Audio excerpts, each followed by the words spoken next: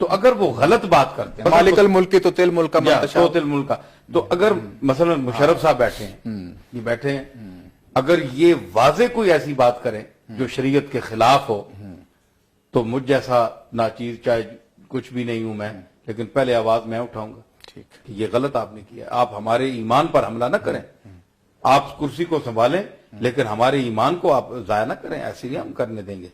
لیکن ساتھ ساتھ علماء اٹھ بھی رہے ہیں، آوازیں بھی اٹھ رہی ہیں، تو مجموعی طور آپ دیکھیں کہ یہ ملک بچے گا، اس کی بقا بھی ضروری ہے نا، کہ آپ کو جب ایک الگ ملک ملا ہے تو اس کو سنبھالنے کے لیے بھی، اس کی سرحدوں کے تحفظ کے لیے بھی تو آپ کو فوج کی ضرورت ہے، پھر ایسے انسان کی ضرورت ہے جو کم از کم مخلص ہو اور پھر وہ اس کا تحفظ کرے۔ تو اس حوالے سے مثلا حضور نے فرمایا کہ جس طرح امام زین العابدین نے، آپ نے ایک جگہ فرمایا، وہ میرے پاس حوالہ بھی ہے، کہ فرمایا کہ یہ ایسی بات نہیں ہے کہ ایک کالا غلام بھی اگر تم پر اللہ تعالیٰ بٹھا دے کہ تم اس کی پر حکومت کرو، تو وہ اگر تمہیں عدل کا حکم دے، انصاف کا حکم دے اور قرآن و سنت کے مطابق، یعنی مین اب دیکھ رہے نہیں وہ حکم دے، تو تمہیں اس کا اتباع کرنا پڑے گا۔ اب یہ آپ کے جناب کے خلافت راشدہ کا دور آ جائے اور وہی، تو یہ ساری دنیا میں خلافت راشدہ کا ماحول ہے نہیں، ظاہر ہے، آپ بتائیں نا۔ اب چاروں طرف پوری دنیا جو ہے ایک الہاد کا دور ہے، اور پھر یہ جو جدید چیزیں آ گئی ہیں ہمارے سامنے، دنیا ان کی چمک دمک میں الٹ گئی ہے اور اتنا وہ مسئلہ ہو گیا، اور اس دور میں تو دنیا پوری اتنی ترقی یافتہ ہی نہیں تھی خلفائے راشدین کے دور میں۔ اگر وہ آج تشریف فرما ہوتے اس دور میں تو ان کے لیے بھی مشکل ہو جاتا۔ اچھا، ہاں، بڑا مشکل ہو جاتا۔ کیوں کہ ہمارے مزاج بگڑے ہوئے ہیں، ہم پیسے کی طرف راغب ہیں، ہم لادینیت کی طرف راغب ہیں، تو وہ تو رسول اللہ کا ڈائریکٹ دور تھا، حضور سے متاثر تھے، آفتاب رسالت کو دیکھا ہوا تھا انہوں نے، اور آپ کی روحانیت اور آپ کی جو جلال اور شان تھی اس کو سے براہ راست فیض یافتہ تھے، تو اس لیے ان سے اور سارا ماحول بھی وہی تھا، سارا ماحول بھی آپ دیکھنا، حضور کا دور دیکھ لینا، تو دور کے تقاضوں کو دیکھ کر آپ حکم لگائیں گے، یہ نہیں کہیں گے کہ آپ جناب وہ اب خلافت راشدہ وہ نہیں آ سکتی، حالانکہ اللہ نے فرمایا کہ لَيَسْتَخْلِفَنَّهُمْ فِي الْأَرْضِ، کہ میں ان کو وعد اللہ الذین آمنوا وعملوا الصالحات منکم، تو تم میں سے اللہ نے وعدہ کیا ان کو کہ جن کو خلافت دے گا، وعد اللہ الذین آمنوا منکم وعملوا الصالحات لَيَسْتَخْلِفَنَّهُمْ فِي الْأَرْضِ، اللہ نے وعدہ کیا ہے تم میں سے، یعنی وعدے کے لیے منکم کا مرجع ہے کون؟ مسلمان ہیں، جی بالکل، مسلمانوں سے وعدہ، مطلب اللہ کے وعدے کے لیے مسلمان ہونا ضروری ہے۔ اب اگلا ٹکڑا دیکھیں، وعملوا الصالحات، جنہوں نے اچھے کام کیے۔ اب اس کا ٹکڑا لَيَسْتَخْلِفَنَّهُمْ فِي الْأَرْضِ، البتہ یقیناً ضروری لام تاکیدیہ بھی لگا ہوا ہے اور نون سکیلہ بھی لگا ہوا ہے، تو اس کا مطلب ہے البتہ یقیناً ضروری ان کو زمین میں خلافت دوں گا، جو قرآن ہے۔ تو اس خلافت کے لیے اعمال صالحہ کا ہونا بھی ضروری ہے۔ اب کسی کے ذاتی فعل ہیں، مثلا میں اگر کچھ ایسا خلاف شرع کام کرتا ہوں تو یہ میرا اور اللہ کا حساب ہے، میں جانوں، اللہ جانے، اور اگر کوئی قومی سطح پر میں ایسا عمل کرتا ہوں کہ قوم کو میں غلط راستے پر ڈال رہا ہوں، اجتماعی نقصان ہے، تو وہ پھر میں قابل نہیں ہوں، پھر میں خلافت کے قابل نہیں ہوں، پھر میں اس سربراہی کے قابل نہیں ہوں۔ تو ایسی صورت ابھی تک بحمداللہ اس ملک نہیں بنی، اور جو آوازیں اٹھانے والے ہیں ہمارے علماء خیر ہیں، اچھے لوگ موجود ہیں، وہ آوازیں اٹھاتے ہیں، اسمبلیوں میں بھی آواز اٹھتی ہے، ابھی لوگ ہیں، ابھی کچھ لوگ باقی ہیں جہاں میں، تو اتنا نہیں ان کو تنگ نظر ہونا چاہیے جناب کہ انہوں نے تباہ کر دیا ہے، اس لیے ہم جہاد کرتے ہیں کیونکہ یہ جو سربراہ بیٹھے ہوئے ہیں ان کے پاس کچھ بھی نہیں، ان کا ایمان نہیں ہے۔ کیوں؟ ایمان کے ٹھیکیدار آپ ہیں یا اللہ ہے؟ ہو سکتا ہے کہ ان کے نزدیک کا کوئی عمل ایسا ہو جو تم پیچھے رہ جاؤ، آگے چلا جائے۔ یہ ایسے فتوے نہیں لگانے چاہیے، اور اتنی تنگ نظری نہیں ہونی چاہیے علماء میں۔ اب دیکھیں، میں اس کے مثال بخلاف مشائخ کے، یہ علماء کی دیکھا آپ نے؟ جی، فتوے دیکھے، صحیح، اس کی داڑھی نہیں ہے، اس کا، حالانکہ یہ ٹھیک ہے حضور کی سنت کے خلاف ہے، اور بہت سی قباحتیں ہیں ہم میں جی جو ہم نہیں کرتے، جی مثلا ان کے یہ ہے، تو اب صرف داڑھی رکھنے سے کام نہیں چلتا، ٹھیک ہے نا، کہ صرف آپ وہ حلیہ بنا لیں اور آپ کے اندر وہ عمل نہ ہو عمل صالح جو نہ ہو، رسول اللہ صلی اللہ علیہ وسلم کی تعلیم کا حصہ ہے اور جس کے لیے آپ بھیجے گئے ہیں، وہ عقیدہ نہ ہو، وہ سب کچھ نہ ہو، ٹھیک ہے، ظاہری صورت بھی حضور کی بنانی ہمارے لیے ضروری ہے، ہم مسلمان ہیں، اپنے آقا کی کیوں نہ بنائیں، ہم یہود اور نصارہ کی شکلیں کیوں بنائیں، یہ ٹھیک ہے، میں مانتا ہوں، لیکن اس کے باوجود ہمیں چاہیے کہ وہ روح اسلام بھی اندر ہو۔ اگر ہم نے حلیہ بنایا ہوا ہے تو وہ کم از کم کچھ نہ کچھ تو اندر ہو رہا ہے۔ تو یہ چیز جو ہے آپ کہیں گے جناب کہ یہ انہوں نے سب کچھ بنایا ہوا ہے، تو ان لوگوں پر یہ ضروری ہے کہ وہ بھی غور فرمائیں کہ یہ انہوں نے اتنا دائرہ تنگ کر دیا کہ ان فتوے داغ دیے۔ اب آپ دیکھیں گے کہ ہر حکومت، یہ حکومت نہیں، ہر حکومت ہر دور میں مشائخ کے ساتھ، پیروں کے ساتھ، علماء کی نسبت بنسبت جو ہے مشائخ کے ساتھ زیادہ زیادہ tilt تعلق کر، ہے۔ ہاں۔ کیوں کہ یہ سلو پسند، امن جو اور وسیع النظر حلقہ ہوتا ہے۔ یہ تصوف کی وہ جو لائن میں پہلے کہہ رہا تھا نا، تزکیہ نفس، اور پھر یہ اپنے آپ کو دوسرے کو اپنے آپ سے بہتر سمجھتے ہیں، محبت کا پیغام کہ ہے۔ مجھ سے یہ آدمی افضل ہے، نیک ہے، اچھا ہے، چاہے وہ برا ہے، چاہے وہ زانی شرابی ہے، صوفیاء کے نزدیک وہ آدمی ان سے بہتر، اللہ کی مخلوق، اللہ کی مخلوق ہے، اور پھر ان سے بہتر ہے۔ کیوں؟ وہ کہتے ہیں پتہ نہیں میں ان کے ظاہری گناہ دیکھتا رہوں اور اس کے کھاتے میں پیچھے ہو جاؤں، یہ آگے ہو جائے۔ یہ صوفیوں کا طریقہ ہے۔ تو عاجزی، انکسار، علماء سو جو ہیں وہ کہتے ہیں ہم بڑے، تم کون ہو، تم اپنے عمل دیکھو، مجھے دیکھو، میرا ظاہر دیکھو، میرے عمل دیکھو۔ یہ بیچارے علماء یہی پھنس جاتے ہیں، علماء سو، علماء خیر نہیں۔ تو جو مشائخ ہیں، جو صوفیاء ہیں، جلال الدین رومی ہیں، 72 مذہب، 72 فرقے، آپ کو پتہ ہونا چاہیے، بہت بڑا صوفی جلال الدین رومی، جس کے متعلق اقبال نے کہا کہ پیر رومی مرشد روشن ضمیر، کاروان عشق و مستی را امیر۔ بالکل، ان کو تو وہ اپنا پیر کہتے ہیں نا، تو فکر کا پیر، مثنوی مولا روم، تو پیر وہی ہوتا ہے جو فکر کا پیر ہو۔ پیر وہی ہوتا ہے جو آپ کو میسج دے، جو آپ کے علم میں اضافہ کرے، جو آپ کو ضلالت اور گمراہی کے دلدل سے نکال کر اچھے راستے پر لائے۔ پیر بھی وہی ہوتا ہے۔ بڑی اچھی بات کی ہے پیر صاحب۔ یہ آپ جو خانقاہ ہے وہ معاشرے کی تطہیر کا بھی کام کرتی ہے۔ تو ابھی یہ جو خود کش حملے ہونے شروع ہو گئے ہیں، یہ 10 سال، 5 سال، 6 سال پہلے یہ نہیں ہوا کرتے تھے۔ یہ بھی ایک مذہب کے پیروکار ہیں اور وہ مذہب اسلام ہے، قرآن پاک گلے میں ڈالے ہوتے ہیں۔ اور بلکہ ایک خود کش حملے میں ایک چابی ہم نے ایک دیکھی کہ جو ہی وہ بندہ بلو اپ کرے گا اپنے آپ کو، بم کو، وہ سیدھا جنت میں جائے گا۔ وہ چابی جو گلے میں ہے وہ جنت کا دروازہ کھولے گا، وہ اندر داخل ہو جائے گا۔ یہ کون لوگ ہیں، کون سے عالم ہیں جو اس قسم کے لوگوں کو، بچوں کو پیدا کرتے ہیں اور ان کو برین واش کرتے ہیں؟ اور کیا ہمارا خانقاہی سسٹم جو ہے وہ ان کو کنٹرول نہیں کر سکتا؟ آپ کے تو لاکھوں عادت مند ہیں۔ جی بڑا اچھا سوال ہے۔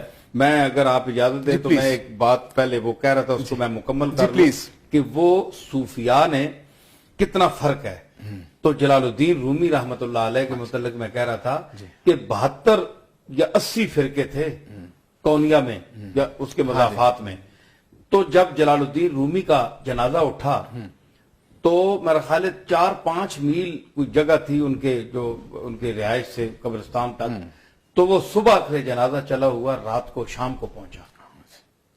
تو سارے 72 یا 80 یا 90 فرقے جتنے بھی تھے سب رو رہے تھے، اور چارپائیاں 4، 5، 6، 7 چارپائیاں ٹوٹ گئیں، بدلائی گئیں، لوگ تبرکاً ان کی، یعنی وہ میت سے یا چارپائی سے ہاتھ لگا کر چومتے تھے۔ اس میں عیسائی بھی تھے، یہودی بھی تھے، تمام فرقے تھے۔ تو انہوں نے لکھا کہ اتنی مقبولیت رومی کی، وہ کہتے تھے یہ ہمارا پیر ہے۔ تو وجہ کیا ہوئی؟ رومی کی وجہ یہ تھی کہ وہ کہتا تھا کہ اللہ کی الخلق و عیال اللہ، یہ اللہ کی مخلوق ہے، جو بڑا ہے اس عیال کا وہی اس کو مار سکتا ہے، وہی عذاب دے گا، وہی سزا دے گا۔ ہمارے تو یہ عیال کے لوگ ہیں، اگر کوئی یہودی ہے تو وہ بھی سانس لے رہا ہے، تو تو اگر ایز اے انسانیت وہ میرے پاس آتا ہے تو میرا حق بنتا ہے کہ میں اس کو کھانا کھلاؤں، پانی پلاؤں، اس کی عزت کروں، خیال کروں. انسان کیا، اسی طرح عیسائی ہے، ہندو ہے، سکھ ہے، کوئی مذہب بھی ہے. تو اس طرح وہ رسول اللہ صلی اللہ علیہ وسلم کا جو طریقہ ہے اسوہ حسنہ ہے، اس کو آپ نے اس طرح اپنایا کہ دنیا چلائی. اور آج تک رومی، جس کو اقبال اپنا مرشد اور پیر کہتا ہے، وہ اسی لیے کہتا ہے کہ یہ ہماگیری جو ایک تعلق ہے، اچھے برے انسان سے تعلق، محبت، اس کو اچھا سمجھنا، اللہ کی بارگاہ میں اپنے آپ کو جھکانا. جب آپ کسی کے سامنے جھکیں گے تو دوسرے کی عزت کریں گے نا. جب اپنے آپ خول میں، اکڑ فو میں آپ پھنسے ہوئے ہیں خود، تو آپ کسی کی دوسرے کو آپ کیا سمجھیں گے؟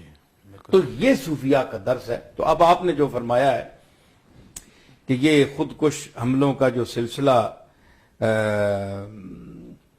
شروع ہے، اس میں صوفیاء کا ایک طریقہ ہے کہ خود احتسابی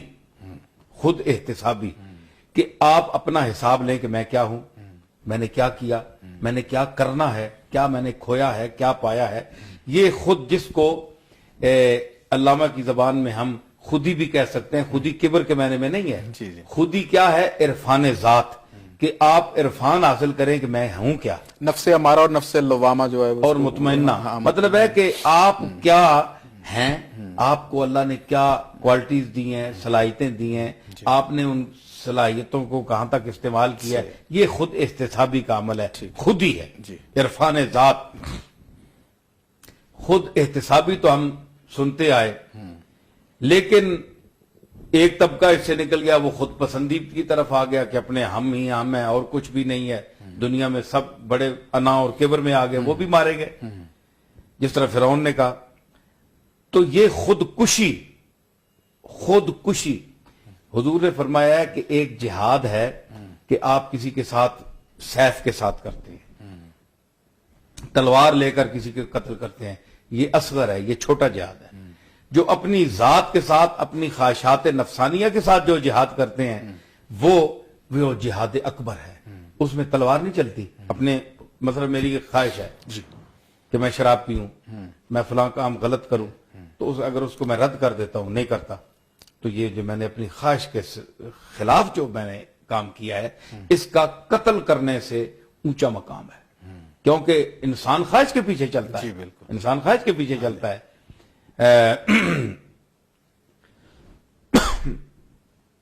تو اس میں خواہش کے پیچھے جو چلتے ہیں وہ مارے جاتے ہیں.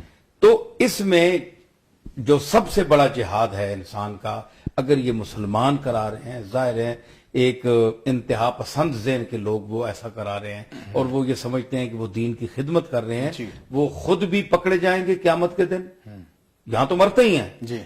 اور جو سکول سے یہ ایسے لوگوں کو بھیجتے ہیں بم بلاسٹ کرنے کے لیے، لوگوں کو تباہ کرنے کے لیے، وہ خود بھی جہنم میں جائیں گے.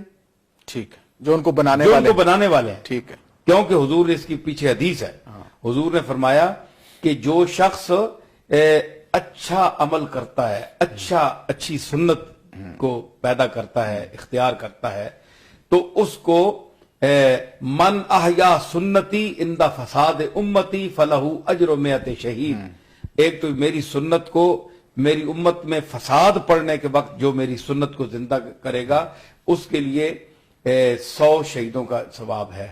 اور پھر یہ ہے کہ جو شخص ایک اچھے روش، اچھا طریقہ پیدا کرتا ہے، فرمایا اس پر جو چلے گا ہمیشہ تک، جب تک دنیا اس پر چلے گی، اس آدمی کو ثواب ملتا رہے گا. اس حدیث بڑی مشہور حدیث ہے. تمام علماء اور اس حوالے سے جو اہل علم سن رہے ہیں میری بات، وہ دیکھ لیں اس حدیث کا کیا مرتبہ ہے. یہ صحیح حدیث ہے. بالکل. تو اس کے حوالے سے جو لوگ خودکشی کی وہ بنیاد ڈال رہے ہیں، جو تربیت گاہیں، یہ امن کی تربیت گاہیں. اسلام امن ہے. اسلام کا کیا من ہے؟ سلامتی. اس کے لفظ میں سلامتی ہے جی. تو بیت اللہ شریف کو امن گاہ کہا گیا کہ یہ امن ہے، وہاں آپ مار نہیں سکتے کسی کو، چاہے واجب القتل ہو، لیکن وہاں نہیں مار سکتے. تو اللہ نے اپنے گھر میں یعنی امن دیا ہے، تو یہ امن ہے. تو اسلام میں آ کر آپ اگر وہ دہشت گردی کریں تو پھر یہ چابی نہیں ہے، یہ جہنم کے دروازے کی چابی ہے، جنت کی نہیں ہے. صحیح، ٹھیک ہے نا.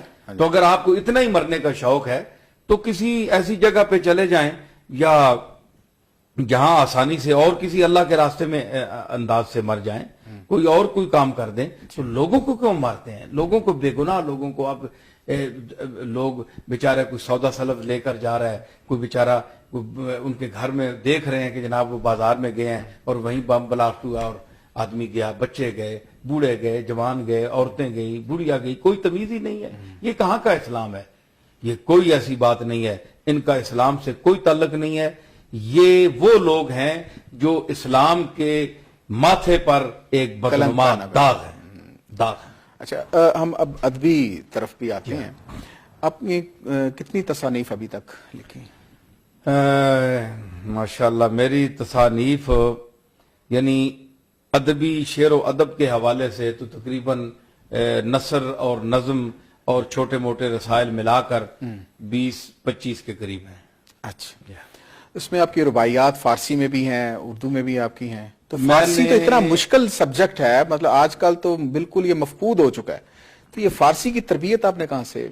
علامہ سے پوچھیں، علامہ نے کیوں ایسا کیا؟ نہیں، آج کے دور کی بات کر رہا ہوں۔ میں علامہ بھی جس دور میں تھے اس آپ کو پتا تھا، وہ آپ کہاں کے فارغ التحصیل ہیں، لندن میں پڑھتے رہے، لیکن انہوں نے کیوں رومی اور اس زبان کو اختیار کیا؟ اصل میں جی بات یہ ہے جی پلیز کہ جو لینگویج ہے نا، زبانیں دنیا کی، تو اس میں اللہ نے جس طرح انسانوں میں فرق ڈالا ہے، جی، نسلوں میں فرق ڈالا ہے، خطہ زمین کے اس میں فرق ڈالا ہے، اسی طرح زبانوں میں بھی فرق ڈالا ہے، پھر انسان کے لہجوں میں، طبیعت میں، مزاج میں، ہر چیز میں فرق ہے۔ تو بعض زبانیں ایسی ہوتی ہیں جو وحی کی زبان میں جو مفہوم ادا کیے گئے ہیں ان کی متحمل ہوتی ہیں۔ اچھا، یہ بڑا نازک مسئلہ ہے کہ وحی میں جو اللہ نے اتارا ہے مفہوم کو، اس کی بعض زبانیں متحمل ہوتی ہیں اور بعض زبانیں ان کی متحمل نہیں ہوتی۔ مثلا آپ انگریزی میں کوئی لفظ ایسا لے، میں آپ کو 1000 ایسی چیزیں بتا سکتا ہوں اسلام کی، کہ آپ ان کا ترجمہ کر سکتے ہیں مفہوم کا، لفظ کا ترجمہ نہیں کر سکتے۔ بالکل، لفظ کا ترجمہ نہیں ہو سکتا، ناممکن ہے۔ دنیا کی کوئی زبان لے آئیں، ایک آیت میں پیش کرتا ہوں آپ کے سامنے، امت دیکھ رہی ہے، دنیا دیکھی، کروڑوں آدمی دیکھ رہے ہیں، جی جی، تو میں پیش کروں گا، بڑے سے بڑا انگریزی دان آ جائے، فارسی دان آ جائے، لیکن قرآن نے جس انداز سے اس کے دامن میں زبان میں اتنی وسعت ہے کہ وہ گرامر کو اتنا سمیٹ لیا ہے اس نے۔ مثلا فرماتا ہے اللہ تعالیٰ ایک آیت میں کہ انا نحنو نحیی و نمیتو و الینا المصیر۔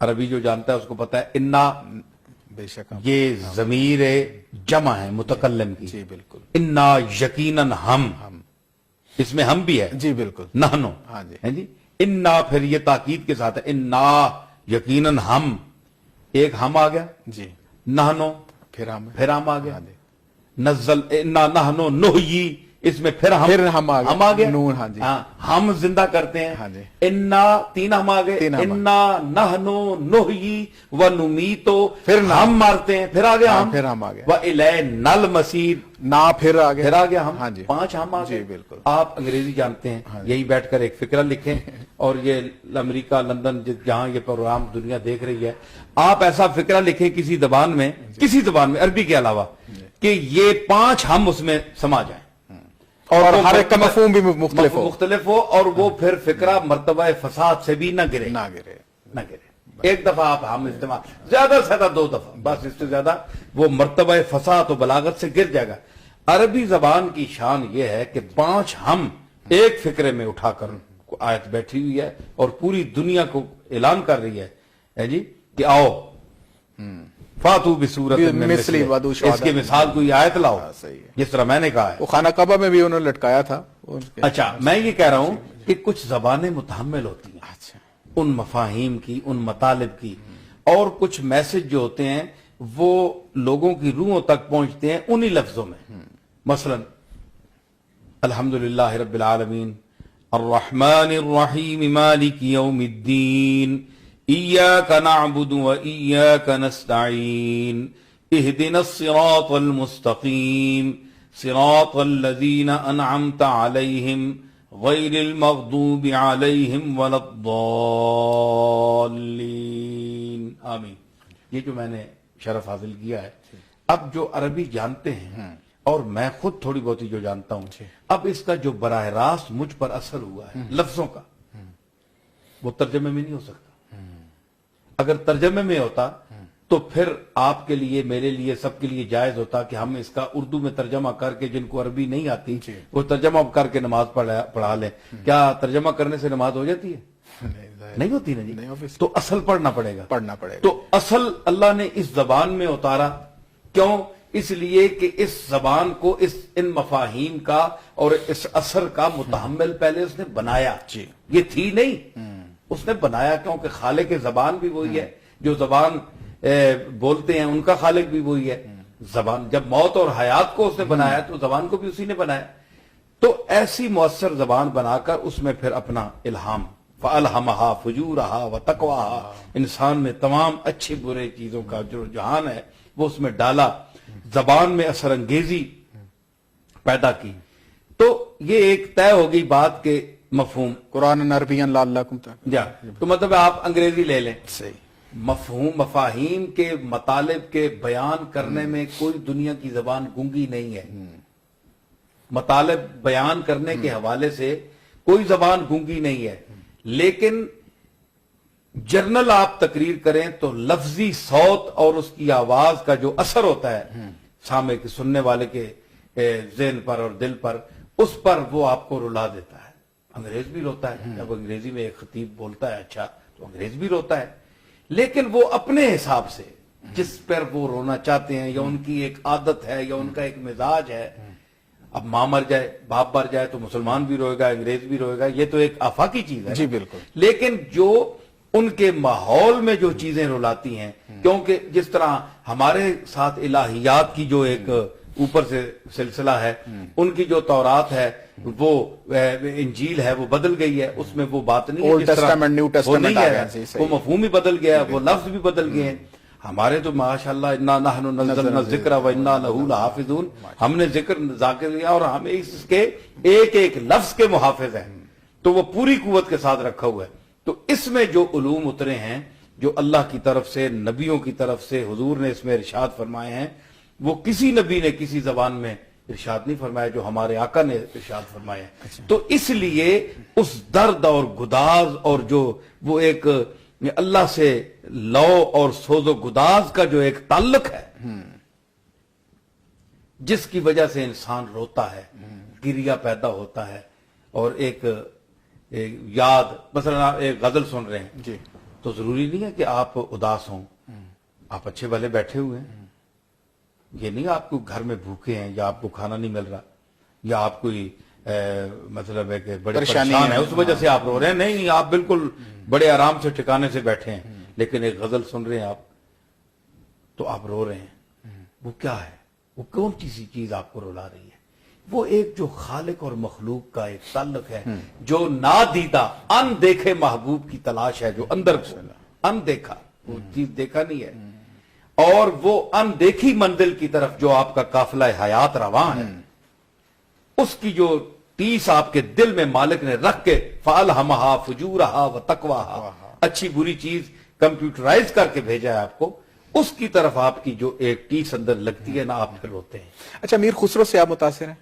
میں عرض کر رہا ہوں، اچھا، تو یہ چیزیں جو ہیں، میں ذرا تھوڑا سا پھیلا گیا بات چاہتا ہوں، وہ اس لیے کہ اس کی متحمل عربی کے بعد یہ دوسری زبانوں میں فارسی ہوئی، جو آج کے سوال کا جواب۔ جی بالکل، آپ علی حجویری ہمارا پہلا صوفی ہے، داتا صاحب، ان کو دیکھ لیں، ان کا کلام، ان کے تو انہوں نے وہ مطالب اور صحابہ کرام کی جو تابعین کا دور دیکھا، انہوں نے ذنون مصری نے، بشر حافی نے، اور بڑے بڑے ہمارے جو صوفیاء ہیں اکابر، انہوں نے دیکھا، حضرت ابو سعید ابو الخیر نے، ان کی رباعیات آپ پڑھیں، وہ سارے مقامات انہوں نے بیان کیا، اللہ سے تعلق کا جو مقام انہوں نے بیان کیا ہے، تو یہ تو پڑھتے ہی رباعیات تھے اپنی، حضرت ابو، یہ داتا صاحب کے استاد ہیں، داتا صاحب نے ان سے فیض اور ان سے سیکھا ہے، تو رباعیات کا بادشاہ ہے۔ عمر خیام تو بیچارہ بہت پیچھے کی بات ہے، اور وہ تو ان کے مقابلے میں ہوا کو نہیں پہنچ سکا، تو شہنشاہ جو ہے، سلطان، وہ ابو سعید ابو الخیر ہیں۔ مہنہ ایک گاؤں ہے جی جی. یہ تہران میں چھوٹا سا آپ کا مزار شریف وہاں ہے مہنا. ٹھیک ہے. تو آپ رباعیات کے بادشاہ ہیں. اب ان کے جو گداز ہے آپ کو وہ آپ کو زبان اور کسی میں نہیں اردو میں نہیں ملے گا. آپ تو گداز جو درد ہے مثلا حضرت نظام الدین اولیاء کی میں آپ کو بات بتاتا ہوں کہ وہ ان کے نزدیک ایک وجدان کی بات ہے. اب علماء کوئی مولوی سن لے گا تو وہ مجھ پر فتویٰ لگا دے گا کہ یہ اپنے پیروں کی بات کر کے تو انہوں نے بھائی آپ لوگوں کی ہم بھی تو سنتے ہیں نا, آپ ہماری بھی سنیں. آپ کون سی کوئی اوپر سے باتیں گفتگو کوئی الہیات کی کرتے ہیں, آپ بھی تو ویسے ہی ہانک دیتے ہیں, ہم ہانک رہے ہیں, ان کو سنیں, ان کو بھی کوئی ایسے اعتراض کی بات نہیں ہے. تو بات یہ ہے انہوں نے کہا جناب کہ اللہ تعالیٰ نے جب درد کے ساتھ مہربانی کے ساتھ گفتگو فرمائی یا تو پوربی زبان میں درد عطا کیا اس طرح پتا چلتا ہے کہ اللہ آپ بول رہا ہے جس لہجے میں وہ خود, یا پھر فارسی زبان میں. مثلا امیر خسرو کا ایک آپ نام لے رہے ہیں تو امیر خسرو کا ایک مشہور مطلع ہے کہ بہت کٹھن ہے ڈگر پن گھٹ کی, کیسے بھر لاؤں میں مدعا سے مٹکی. ہے جی کہ جو پانی بھرنے کی جگہ ہے پن گھٹ, اس کو عربی میں منحل کہتے ہیں, منحل تو مناحل اس کی جمع ہے. اور حضرت پیران پیر فرماتے ہیں کہ مافل مناحل منحل مستعذب الا ولی فی حل الذ الاطیب. حضرت غوث پاک کا شعر ہے یہ. تو منحل اس کو پن گھٹ کہتے ہیں, پانی کی گھاٹ جہاں سے وہ پانی نکالا جاتا ہے. تو وہاں جو ہے وہ کہتے ہیں کہ بہت کٹھن ہے یہ پانی کی گھاٹ جو ہے, یہاں تک جانا بڑا مشکل ہے. اب میں وہاں سے اپنی مٹکی کیسے بھر کے لاؤں. یہ دنیا کو کہہ رہے ہیں, یہ دنیا دار مکافات ہے, دار العمل ہے.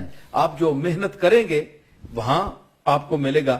تو مجھے بھیجا تو گیا ہے کہ دنیا میں تم اپنی جو گگریا ہے وہ بھر کر لاؤ, لیکن اب یہ پن گھٹ بڑی دور ہے, اس میں راہ روے راہ محبت کا خدا حافظ ہو, اس میں دو چار بہت سخت مقام آتے ہیں, داغ جو کہتا ہے.